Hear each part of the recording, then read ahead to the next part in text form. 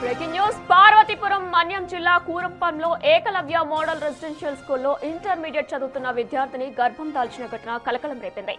విషయం వెలుగులోకి రావడంతో విద్యాశాఖ జిల్లా యాంత్రాంగం దర్యాప్తు చేపట్టింది.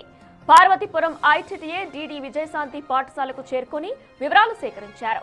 ఇటీవల విద్యార్థిని సంక్రాంతి నేపథ్యంలో ఇంటికి వెళ్లగా అనారోగ్యానికి గురికావడంతో తల్లిదండ్రులు గుమ్మ లక్ష్మీపురం మండలం తాడికొండ పీహెచ్సీకి తీసుకెళ్లారు. అక్కడ వైద్య పరీక్షల్లో గర్భిణి అని వైద్యులు నిర్ధారించారు. దీనికి కారణం సమీప బంధువేనని సమాచారం.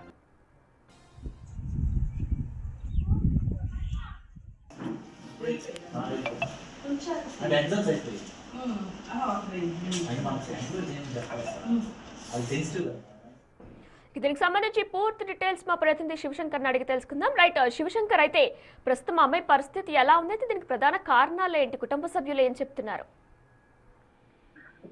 వినయన కృపం ఏకలవ్య రెసిడెన్షియల్ పాఠశాల అయితే అనుకూల సంఘటన చోటు చేసి చెప్పొచ్చు. నిజంగా ఇటువంటి సంఘటన జరగడం చాలా బాధ. ఎందుకంటే చిన్న వయసులో ఇటువంటి సంఘటనలు జరిగితే వాళ్ళ భవిష్యత్తుకి దెబ్బతగిలే అవకాశాలు స్పష్టంగా కనిపిస్తుంది. అయితే ఇక్కడ ఇంటర్మీడియట్ చదువుతున్నటువంటి విద్యార్థిని తన బావ అంటే తెలియని వయసు ఒక మైనర్ కావడం, తన బావతో శారీరక సంబంధం వల్ల గర్భిణి అయినట్టయితే మనకి తెలుస్తాం. అయితే ముఖ్యంగా అయితే గత కొన్ని రోజులుగా స్కూల్లో కాలేజీలో ఉండేటప్పుడు అటు మనకి టీచర్స్ కావచ్చు, అదేవిధంగా ఇతర సిబ్బంది కావచ్చు, పేరెంట్స్ కూడా కొంత డౌట్ వచ్చి అమ్మాయిని ప్రశ్నించినప్పుడు అయితే కొంచెం ఆరోగ్యం బాగోలేక ఈ విధంగా ఉన్నాను అంత తప్ప వేరే విషయం లేదని ఆమె చెప్పడం వల్ల కొంత మిగతా వాళ్ళు కూడా రిలాక్స్ అయిపోయారు. అయితే ఏం జరిగిందని పూర్తిగా తెలుసు. కానీ ఇటీవల అంటే అమ్మాయి యొక్క ఆరోగ్య పరిస్థితి కావచ్చు, అమ్మాయి నడవడిక కావచ్చు చూసి డౌట్ వచ్చిన తర్వాత హాస్పిటల్కి తీసుకెళ్ళడం జరిగింది. హాస్పిటల్కి తీసుకెళ్లి టెస్టులు చేయించిన తర్వాత తను గర్భిణి అని తెలిసింది. సో ఒకసారిగా అందరూ నిర్ధారించిపోయేటువంటి సంగతి. అయితే ఎవరు ఏంటంటే ముందుగా అమ్మాయి చెప్పలేదు, తర్వాత అందరూ గట్టిగా ప్రశ్నించేసరికి తన బావే అని చెప్పడంతో అంటే ఇది అంటే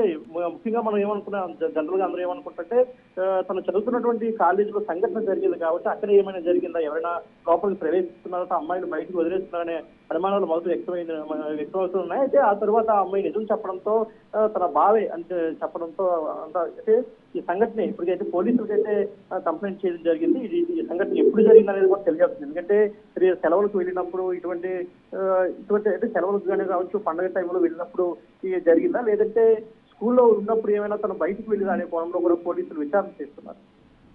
శంకర్, మరి ప్రస్తుతం తన బంధువే ఈ అఘాయిత్యానికి కారణం అని కూడా తెలుస్తుంది. మరి ప్రజెంట్ తనని పోలీసులు పట్టుకున్నారా? తనతో ఏమైనా కౌన్సిలింగ్ అలాంటివి ఏమైనా ఇచ్చారా?